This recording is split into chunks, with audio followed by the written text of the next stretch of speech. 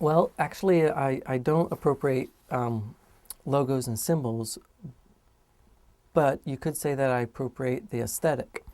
And so I go through a sketch process to develop each individual drawing. So if you looked at a painting and extracted just one symbol, there's a development process that goes into developing just and creating just that one drawing.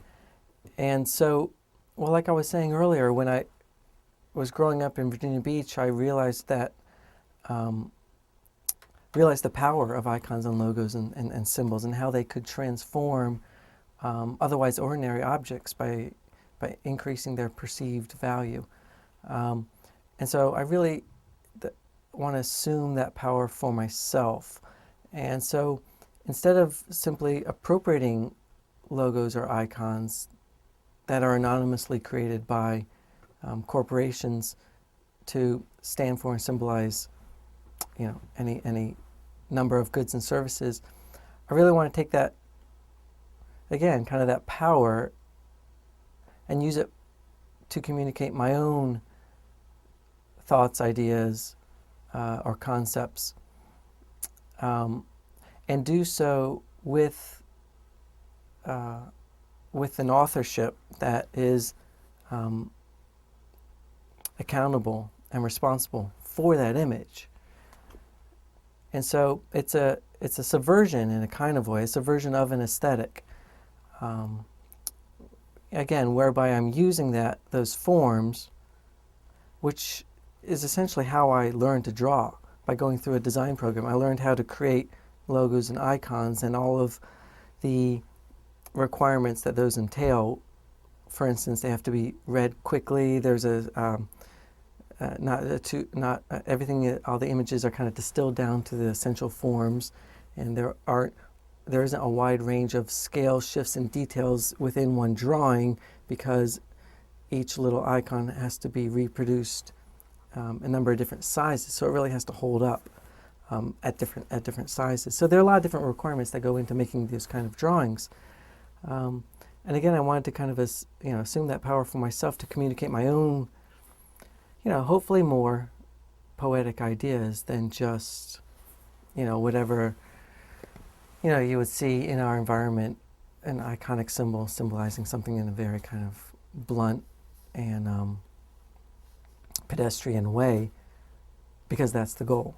So hopefully, when you look at a lot of my drawings that, again, are kind of embedded in the paintings, you do a double take, and they communicate more than they seem to at first. Maybe I've kind of become numb to it, and I think it was a hotter topic maybe 5 or 10 years ago, and the fact that it's not so much, but it's is very telling and almost scary. But I think I believe in a kind of fight fire with fire approach. So again, that is the world, of course, that we experience in our daily lives, and as a reaction, I want to create my own world that I want to share with other people, almost as an alternative to these other worlds. So if you could immerse yourself in my world with, through all the different things that I make, hopefully it could be more rewarding, and in the end, I'm not trying to sell you anything, just share some ideas. Well, I have a corporation. I have Ryan McGinness Studios Incorporated, and I've owned other small businesses. Maybe since high school, I think I started my first corporation. So I'm not necessarily against corporations. I guess more accurately, I think what I would be against, or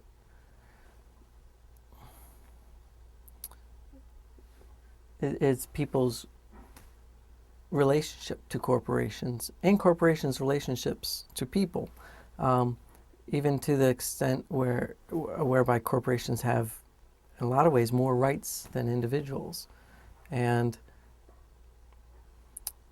I think it's scary when when a society is set up to give corporations more rights than it gives rights to individuals.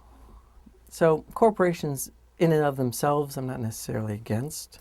They're kind of necessary legal entities to, and can do, you know, great and wonderful things for humanity. But I think it's how people react to corporations and how corporations react to people on a very kind of human level. That's something to be worried about, I guess.